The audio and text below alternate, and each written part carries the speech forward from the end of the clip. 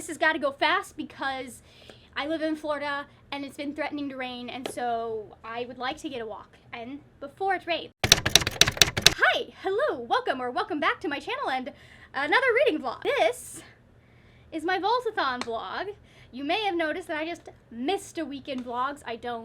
Just don't ask. Don't ask about it. There was no, I did no reading. What is reading? I don't even know what that is anymore. Anyways, we're gonna figure it out though because it's Vaultathon week. We're doing round 8, Robin Hood. I'll link all of the stuff for, I mean, not that this will be like, we'll probably be doing round 9 by the time this comes back around. But long story short, I have books here that I'm supposed to be reading. So my Vaultathon TBR will be up. I'll put it here. It has some book recommendations in the video from me, Bethany from Beautifully Bookish Bethany, and Michelle from Thor Wants Another Letter. They were kind enough to join me when I was doing my recommendations video for that. Anyways, if you saw that, you would have seen that this guy was on the TBR, but as we all know, TBRs are meant to be made and then changed immediately, right away, to suit your needs. So I'm gonna go through what my TBR is. I've made one change so far. So, books that we are reading. Spoiler alert, by Olivia Dade. This is the Vaultathon group book for the month, for round 8. That, I will definitely be reading that this week, and then I will also be reading Rage of Dragons by Evan Winters. Christine and I have been just kind of making our way along in our buddy read, having fun. It's taking me a minute to get into this. Like, the world is really intricate. I'm enjoying like learning about this, and there's a kind of like waiting to see like what path is, like there are a couple of paths available to our main character right now, and I'm waiting to see that. The one thing that I would have liked, like I feel like this is pretty good, it stands on its own, all of that. The one thing I would have liked that it did, that Game of Thrones does do, because this is billed as Game of Thrones meets the Gladiator, and I'm assuming the Gladiator is the reason we have a single POV book. I would have liked multiple points of view. I feel like in these big epic fantasies, I do like having multiple people, especially multiple people that know different things, because one of my favorite things about epic fantasies is when like one character knows something and the other character needs that information, then you spend the whole book stressed because like you're just waiting for them to get, and I love that. So I don't know how that's gonna work, but we will see. Maybe Evan Winter will be adding more points of view as we go. Mostly male characters right now. We have a couple of women that have shown up. Not anybody who's really left a true impression yet.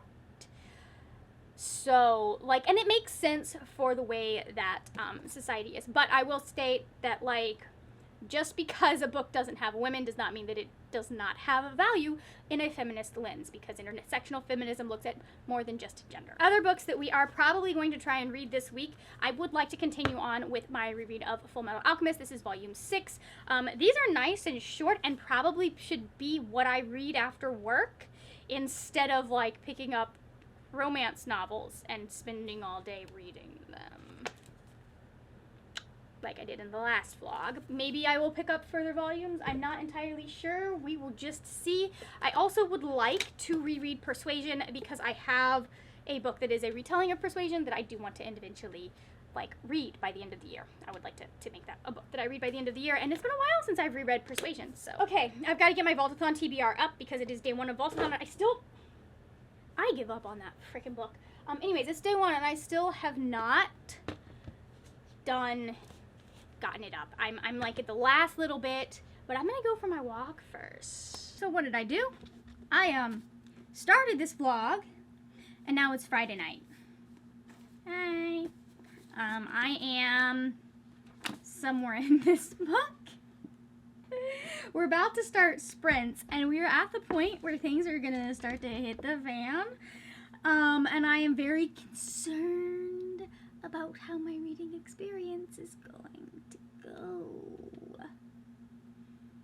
on camera with like the 3rd act breakup coming up soon. Anyways, I'm really liking it. I know one of the critiques is that it's like, I think possibly that like it's a little bit too much like a Game of Thrones fanfiction-y. Like specifically like with the actor, and I don't know all that much about the dude that this would be based off of, basically. If that is the case, which I mean, like, it is the case. It's based off of, like, a whole lot of stuff that went on with Game of Thrones. But, like, I feel like she has successfully changed it enough that it's not weird and gross self-insert fan fiction. Like, she took the time to make up a character. He doesn't seem anything like the guy who plays Jaime on Game of Thrones. Like, he just doesn't. Not from what I have seen in the the few interviews I've seen and what I've heard from fans. So, like, I think she has put enough degrees of separation between, like, what the original would have been and what she is writing. And also, just the drags of Game... Like, I didn't even watch the show, and I know how poorly they handled that final season. And now I'm sitting here wondering, well, are Ron and RJ gonna get on a panel at a con? Are they gonna do that? And tell everyone that they were just basically winging it for 8 seasons and had no idea what they were doing because, oh my goodness, you saw how fast they got dropped. Like, I really want to watch that happen right now just from the people who are running this show. And it's really funny. It's really funny because, like, they keep, like, he keeps worrying about what happened. I'm like, honey, you just need to wait until the show ends. Like, you can diss it as much as you want as soon as you're no longer on payroll. Have you seen how many actors get to the end of the thing and then, like, a year or so later are like, yeah, that was a mess? Although it seems like this cast has a lot less freedom than the actual Game of Thrones cast did, because I remember a couple of interviews where, like, the cast was like, to some questions, like the infamous one with Emily Clark, where they were, like, asking her about Daenerys' storyline, and she's like, okay, I can't really talk about that, and, like, she made a concerned face. I'm about to get on sprints with the girls, so I guess I'll bring you guys in, maybe. I'm gonna send the link at least, anyways. You're on the vlog! Well, you will be in like 30 seconds. Hello! Ooh, you have a cozy setup. I went to Sam. I've got to show the vlog. I've got to show the vlog. Christine joining the chat too. There we go. Oh. Yeah, say hello to my followers. Look at this fantastic, hold on. Look at this fantastic shirt. I'm putting you on, like, full screen, Christine. And we can take it off if that's that's not what I was going for. Also, it's not letting me do, oh, there we go. But I want it to be Christine. How do I choose Christine? There we go. Oh, it's me. I am here with an update. I should be closing out the vlog, but I didn't vlog at all last week. So, we're just gonna push this into next week. I'm missing, I have the cover here. It's fine. So let's talk about what I did read for Vaultathon. I did finish Fullmetal Alchemist Volume 6. Got this bad boy done. It's starting to get, I mean, like, it's always been, this one really does, like, it seems really funny and quirky at the beginning, and then it gets deep so fast. This is where some of the stuff starts to hit the fan, and you start to see some of the things start coming together. I still love this manga, and it has a sticker on it that I'm gonna take care of. It is still good, and it got 5 stars from me. Also ended up finishing, spoiler alert, by Olivia Day. This also got 5 stars. It's funny, because what I'm telling you is it's not perfectly written, but it is a perfect story, if that makes any sense. There are a lot of places that I would have made adjustments. Now, I do think she's going for a more fanfiction style in this book because of the fanfiction element.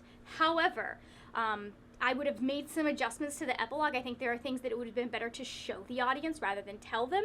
And there are a few places where, like, she tells you through dialogue certain things, and I think it would have been better to see those things as well. So, like, especially in regards to, like, Marcus and April's backgrounds. Like, we see it with Marcus, we don't necessarily get to see it with April. I think part of that is because she just didn't want to put that in there. and didn't want to have her audience like deal with actually watching it happen any more than they would in the regards to April's mom being very fat phobic. So like I totally understand why it's not in there, but I think we needed more than like 3 sentences about it. I do kind of like the way it built to that, because you really know it's going towards that thing. It's going to happen at some point. So really enjoyed it. I cannot wait for book 2, because I think that one is going to be absolutely wild, because it's like hate to love. So I'm ready for it. And they both act like they hate each other, but at least one half of them likes the other person. They just don't know it yet. And then I did make a start on a third Vaultathon book, which is Persuasion by Jane Austen. I have actually put this down for the time being. I'm on page like 20, 29, 30, something like that. It takes a little bit longer to read because it is Jane Austen. I did put that down in favor of The Things She's Seen by Anne Boleyn and Ezekiel Quaymolina, because this is the Vaultathon group book for the month of August. So I figured I needed to be making some headway on this one. I am actually kind of impressed, because like that makes 5 books for my TBR that I am working on, and there weren't that many books on my TBR. So like I'm quite happy with how I'm doing right now. And then I am almost finished with Rage of Dragons by Evan Winter. I'm enjoying this. I like it. The story is intriguing. The world building is intriguing. What's going on with the politics and everything that's happening is intriguing. It's interesting, though, because I'm not necessarily really invested in the characters. And I'm starting to realize that with like thinking back to like some of the other adult high fantasy that I've read, like I don't really get invested in the characters with adult high fantasy. Like I read it, I read, when we're talking about high fantasy, like epic fantasy, I read it with different intentions in mind than I do most other things. Like, yeah, I want a ship, but like it doesn't have to happen for me to enjoy the book or think the book is good. I mean, I do need like at least some of the people that I ship to survive, but that's why I won't read Game of Thrones yet. I'm like, I need to know how things end first, and I also make sure that he is going to, in fact, have an ending, because we're not sure that that's happening yet. So anyways, I am going to try and finish this over the next couple of days. I'm like, hold on, I was at 470, I think it was. I'm here. And then I probably will move on to Babylon's Ashes after that for my audiobook. So that is part of why I'm trying to finish it. It's interesting because like I'm the same way with like adult sci-fi. I'm not reading it to really get invested in a ship and like a romance.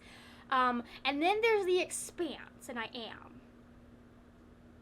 God, if they both die, it will wreck me, and I will never read those books again, as much as I love them. You all really missed, like, my Divergent phase, if I had been on booktube, would have been wild, because I would have been raving and so excited for, like, so long, and then you would have never heard about it, ever again. Welcome to another riveting episode of Margaret folds her laundry and talks about books at the same time. I am a tired being. I've been getting ready. We are getting kicked out of our house. No, we're not. We have to vacate the premises for the weekend because they are filling it with poison, so the little tiny bugs that eat wood don't bring the house down around us. That's what's happening right now. I really don't need this here right now. So anyways, at some point, I do have to pack that suitcase, but I figured I needed to fold the clothes before I put them in the suitcase, so I am folding the clothes before I put them in the suitcase. And I don't know why I washed all of these, because there's no way I'm going to use all of my workout pants. I need the one that I'm going to go jogging in. No, I guess I'm going jogging 2 days. Anyways, and then the one that I live in while I'm hanging out around the house. So anyways, we finished books. A book. And started another one. I'll give you my thoughts on The Things She's Seen real quick, and then we'll go from there. So, it's interesting. It's okay. I'm gonna be honest. I'm not loving it. I'm not hating it. It's a solid, like, 3 stars. I'm having a little bit of an issue with, like, how young the protagonist sounds, because I legitimately thought that this was, like, a 12-year-old protagonist based on how she talks, what she's saying. And she's like 15 and a half. And I'm like, what? So I was a little confused by that. And I don't know. I just, like, I know this was written by a brother-sister team. And I think that it's covering some really interesting stuff because it's like, it's talking about, or covering, because the main character is Aboriginal, as are the authors. It's talking and kind of mentioning some of the stuff that was done in Australia. And it's not like it's a boring book. I'm just having issues with, like, and connecting with the narrator. Like that, there are places where, like her dad, who I would assume is probably was born in the 70s, or I don't know. And maybe, because I was born in the 80s, I say all the time, but I have never heard my father in 33 years. I can't even think of a single time I've heard him say I'm not sure my mom has said it either. Anyways, that was a weird thing for me. And then, I don't know, there are just small things that kind of get me. And I keep waiting, because I think, if I remember correctly, Bree was like kind of, about this book until the end. So I'm waiting for what's going to happen at the end. We'll see if it fully commits to, like, the kind of fantasy bit, or if it, you know, ends up being more real world. And then I did just finish. One of these days I will get everything together. I even thought about it. I did just finish Rage of Dragons by Evan Winter. I enjoyed it. I like the two things I thought were going to happen, because so here, let me explain. I'm going to explain this in the most vague terms possible so I don't spoil you. So at the very beginning, there's a setup, and based on the setup, my brain goes, I bet this is going to happen. Blah blah blah blah. Like talking about, like, it was involved, like there's just a setup of how the politics and then the royalty works and all of that. And I'm just sitting there going, based on my knowledge of fantasy novels, this is going to happen to our main character based on what you have just told me about the politics. And then I go, and based on what I think is going to happen to the main character because of what you just told me about the politics, I'm like, this character is not making it to the end of the book, or will be making it to the end of the book and then dying terribly. Guess what happened? I think the second book has promise, because, I mean, it's an epic fantasy. I understand that romance is probably not going to be the, like, main thing. But, if they get the romance that I think is going to happen, I will highly enjoy the next book. So much. Enjoy it so much. Also, there's definitely going to be some angst and torturedness and feeling sad, and he's all wanting to do, like, this is basically, if Arya Stark was thrown into the Gladiator, is what we're dealing with. That's kind of, well, not basically, like, they're entire, but, like, that, you just think of that personality, meeting a culture or a thing where these people are taught to fight to the death. Also, everyone dies. Just like, go into it like you go into Game of Thrones, just assuming everyone is going to be dead by the end. That's just how these things go. It was good. It was a book. I enjoyed it, and I'm interested in the second one. And yeah, that's what we got. That's what we got for you. I'm gonna finish folding my laundry, and I'm gonna start. So next book I'm starting, Babylon's Ashes by James S.A. Corey, because I guess I like suffering. It's fine. If you are at all interested in reading the Expanse series, like, just skip forward a few minutes. Just skip forward. Skip. I know that there is a 30-year time jump at the end of this book. I'm not ready for it. I am very scared about what it means for the characters, and I am running out of time. But, like, I am so stressed about this time jump, because then that means that all of these characters are, like, 70, 80, and that means they will probably die before the end of the book. And I'm not ready for that to happen. And I don't want it to happen. I don't care if they're old. I don't want it to happen. I am here for Old Man Jim and the antics that it sounds like he's going to get up to. I'm not here for the fact that it sounds like he and Naomi are separated for a little while. And by a little while, I mean 30 years. Do I look like I'm okay? I'm not okay. I'm not okay.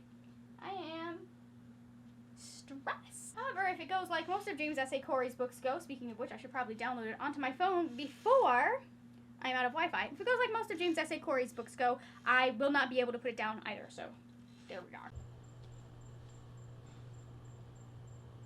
So I don't know if y'all can see this. There we go. Maybe that'll give it a little more.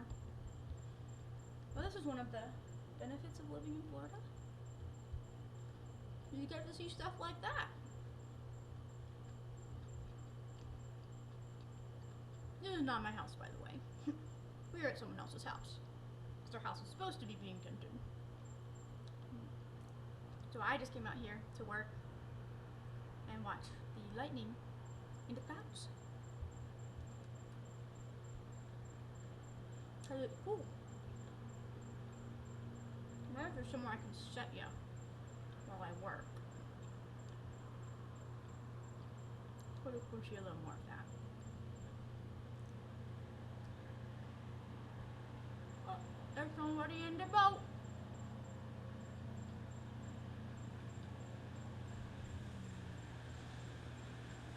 Get off the red-nosed motorboat. We're a little early in the year for that, though.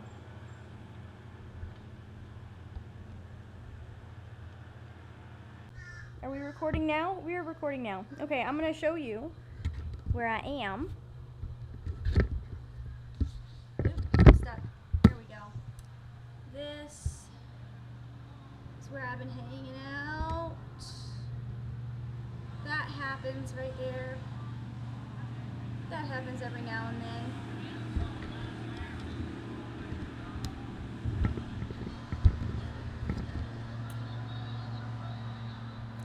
Anyways, so I am here, I'm hanging out outside for the, last time, I guess, today, because I'm planning on going back to the house today. So as it turns out, we did all of that. We moved all of our food and, toiletries and, literally everything you can either put in or on your body. Moved it out of the house, besides our clothes. We didn't, but, you know what I mean. Moved it out of the house, brought it all here. And they decided not to tint our house. They didn't show up at all Thursday. My dad was there from 8 to 8, he said. And then Friday, I guess they got there. We're like, oh, we need a different kind of lift to be able to get stuff onto the house. And decided that they were going to reschedule.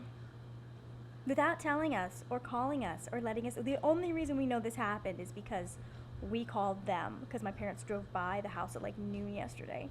So anyways, I am going back to the house today. My mom's like, there's stuff all over the counters and all of our boxes, and I'm just like, so my bed is not covered in boxes. So I am going to go back to the house, and I'm gonna sleep in my own bed tonight. But I'm gonna first, my mother got me a donut, so I'm gonna chill out here and eat my donut and read Persuasion by Jane Austen. I'm really enjoying this, and this one's really making me think about my book that I was working on in Nano and kind of making me ready to go work on that some more. So that's nice. I will say, we did finish the things she's seen. I don't think I've updated you on that. I finished Rage of Dragons and the things she's seen. I finished Rage of Dragons before I left the house because I wanted to bring a different audiobook. It's I'm gonna have to switch audiobooks anyways, so let's just do that. I gave this 3 stars, so I understand why this is a book a lot of people love. I understand why the ending would hit some people so hard, and why it would make people cry and all of that. I had some structural issues with the book that I had a hard time getting past, and so I don't think I was able to experience the full impact of that ending. And it was also not an ending that I'm not. The entire premise is it's about a dead girl. I'm not the biggest fan of dead people. unless they're dead and they're going to be coming back to life because it's a ghost romance. I liked what they were trying to do. I liked the way that they had us switching back and forth between one point of view that was in prose and one point of view that was in verse. This is much better done than the last book that I read that tried to do that. They did a much better job of that. I like the fact that they took a cue from Aboriginal storytelling, from their own culture and history and the stories that they grew up with, and tried to incorporate them into the book. The issues that I had were that, one, the protagonist was way too young, sounding at least. Like, I went into this thinking it was a I went into this thinking it was a YA. And then I started reading the protagonist. I was like, oh, maybe I was wrong about that. Maybe she's like 12, 13, because she sounds really, really young. And then we get to where her age is mentioned for the first time, like halfway through, and she's 15 and a half. And I'm just like, she's way too, like, what she's doing, how she's thinking and stuff is way too juvenile, and I just couldn't get past that. And then, like, I don't know, I figured out the mystery really early. So I didn't figure, like, there was one plot twist that I didn't figure out, but by the time I realized that that was the plot twist, I was just like, oh, well, that makes the entire book disappointing in the end. So, like, I was just kind of, like, it was good. I was just kind of disappointed by the ending. I gave it 3 stars. I enjoyed it. I thought it was an okay book. Not my favorite, not one that I'm going to be raving about. I'm not even sure if it's one I will keep past this year, but we'll see. Like, it wasn't disappointing as a book, just not what I would have liked. Like, not what I would have wanted from the ending of this story. I think it needed to be longer. If they were gonna, like, with what they wanted to do, I think it needed to be longer. And I think I don't know, I just, like, that kind of ending for me is not a happy, hopeful ending. So, anyways, I'm reading Persuasion now, and I'm really enjoying it. I'm on page, like, 80-something. It is much slower going than a lot of other stuff, but that's because the text is tiny and they fit a whole lot on a page. So, I'm reading a little bit slower than normal. So, I'm going to sit out here. It's like 3 o'clock. I'm going to sit out here. I'm going to eat my food, drink some water because I got a dehydration headache, it seems like, going on. And then I wonder if you can see where my house is from here. Because, like, I'm pretty sure you can see that house from down the block. Let me go over that way and look and see if I can recognize anything on my end. Because I'm not going down that skinny dock. I don't like that. Anyways,